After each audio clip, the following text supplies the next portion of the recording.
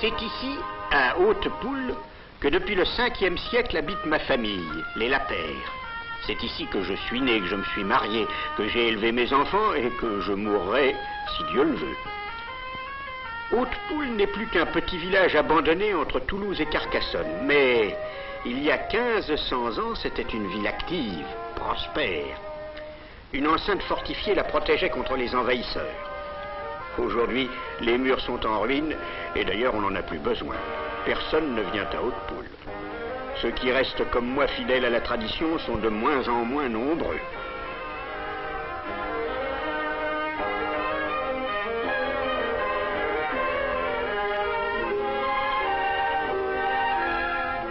Il y a 700 ans environ qu'Haute-Poule a commencé à perdre ses habitants.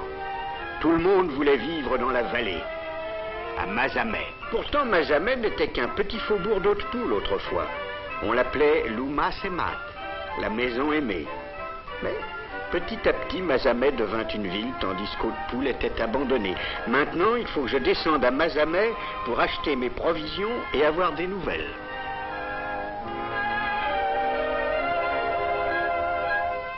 Mazamet est très moderne. C'est une ville industrielle, avec une banque dans chaque rue.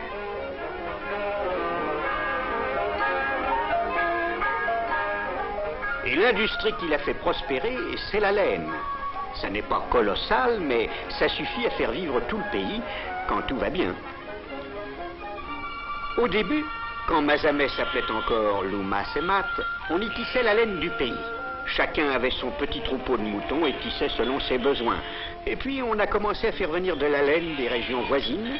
Et finalement, l'industrie du textile se développant, on a dû commander de la laine à toutes les régions productrices de France et même d'Espagne.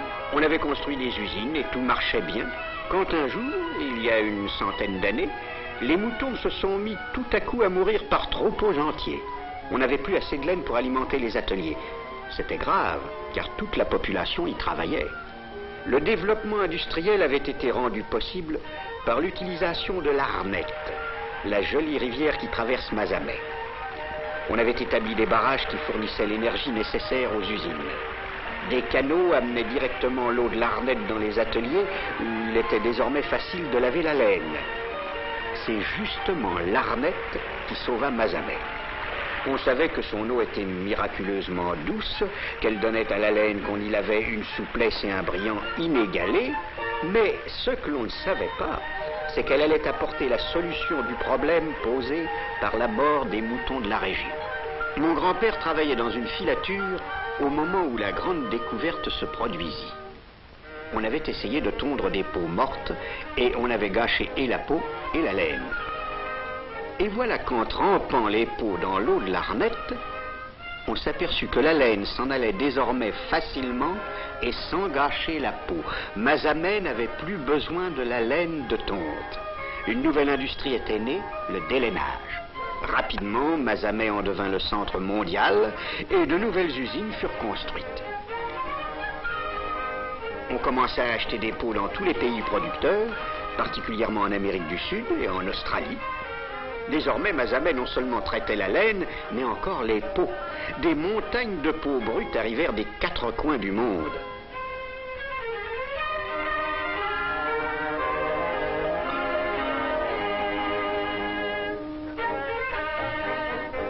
Chaque grouillot dut bientôt connaître les fluctuations quotidiennes des marchés de Buenos Aires et de Sydney.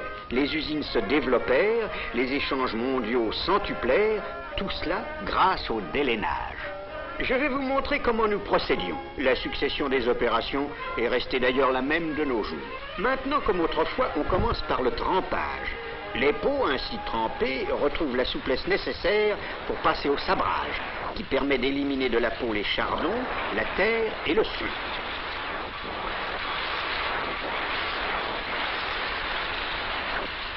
Pour faciliter les opérations d'étuvage, les peaux subissent un trempage analogue au premier et sont ensuite égouttées. On procède alors à l'opération la plus délicate, l'étuvage. Les peaux sont placées dans les étuves où la température ne doit jamais dépasser 17 degrés et y demeure de 3 à 8 jours suivant la saison.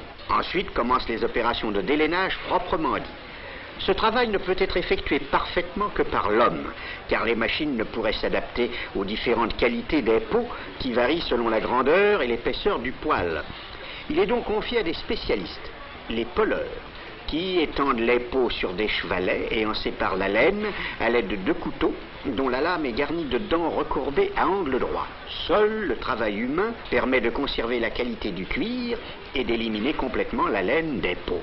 On fait ensuite sécher les peaux qu'on aère grâce à de nombreux ventilateurs.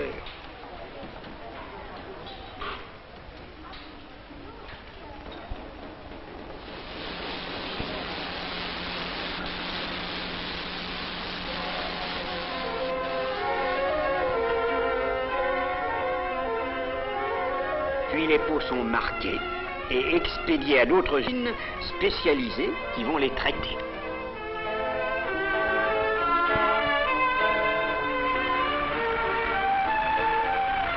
Dans ces usines, on les repasse dans des bains chimiques.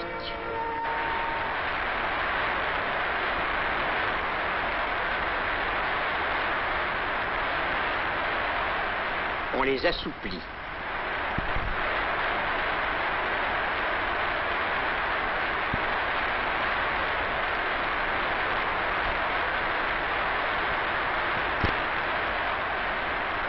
Puis on les tanne pour qu'elles deviennent imputrescibles et imperméables.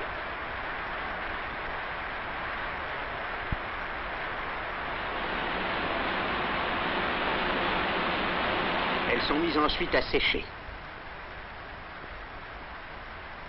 On les donne aux polisseurs qui égalisent les peaux.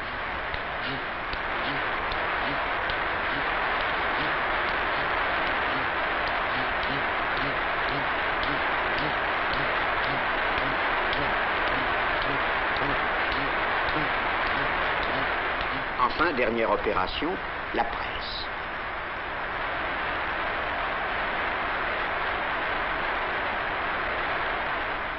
Les peaux sont prêtes. Quant à la laine, elle est d'abord portée au lavage.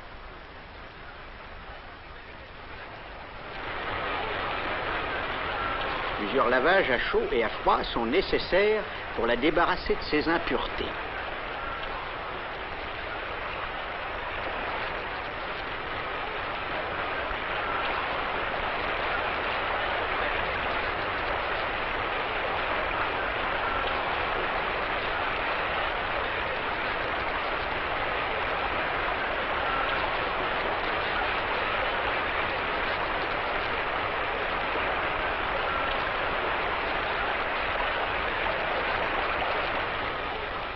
Ce cylindre est une essoreuse qui, grâce à la force centrifuge, va exprimer l'eau que contient la laine.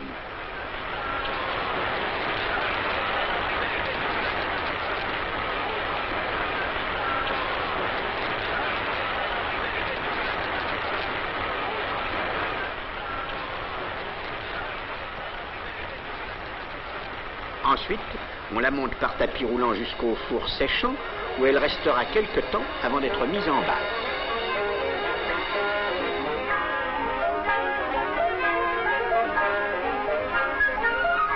Voilà comment nous faisions et nous exécutions 85% du délainage du monde entier. Hélas, la guerre devait tout arrêter en suspendant les échanges internationaux. Nous ne pouvions plus avoir notre matière première, les peaux brutes. Et après la guerre, la France n'avait plus d'or, plus de devises. Impossible d'acheter à l'étranger. Une crise terrible plongea Mazamet dans la désolation. Le chômage s'installa, les industries annexes s'arrêtèrent, la tristesse et le silence régnaient sur notre vallée. Plus de travail, plus d'argent, plus d'espoir.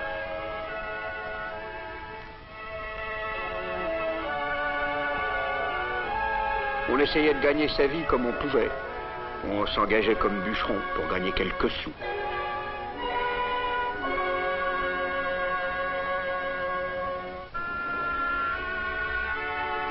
On se remettait à travailler la terre. Heureux celui qui avait un petit champ à cultiver. Ceux qui n'avaient rien essayaient de pêcher quelques fritures pour leur dîner.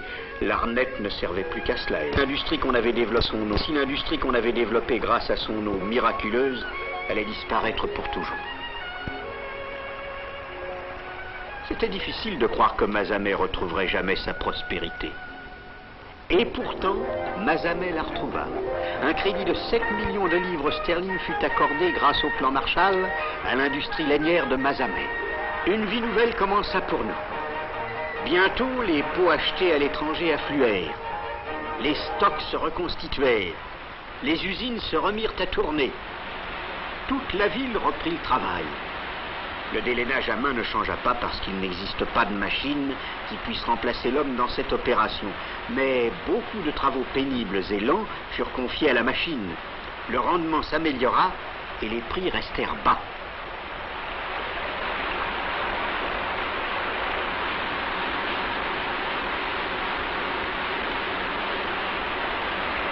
Le résultat est que nous avons réussi à rester le centre mondial que nous étions avant la guerre et que nous délainons à nouveau 85% des pots du monde entier.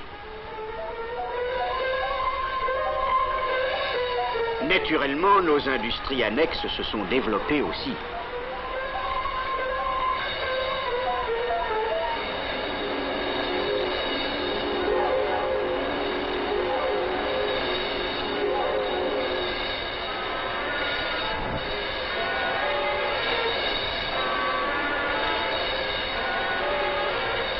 Les filatures tournent à plein rendement.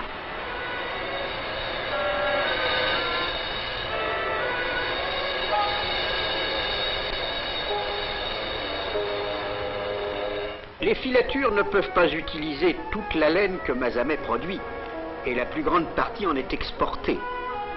Elle nous est bien payée car sa qualité est renommée et pas une balle ne quitte les entrepôts sans avoir été vérifiée.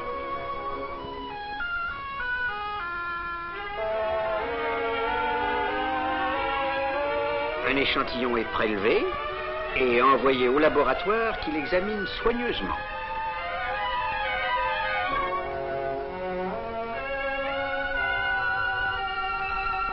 Ces exportations nous fournissent des devises avec lesquelles nous achetons des peaux brutes. Le circuit est fermé, à nouveau, tout tourne rond.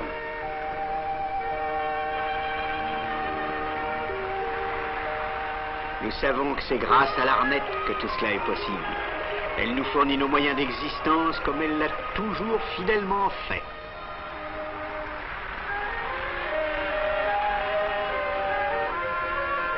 Moi, je suis vieux, je me repose.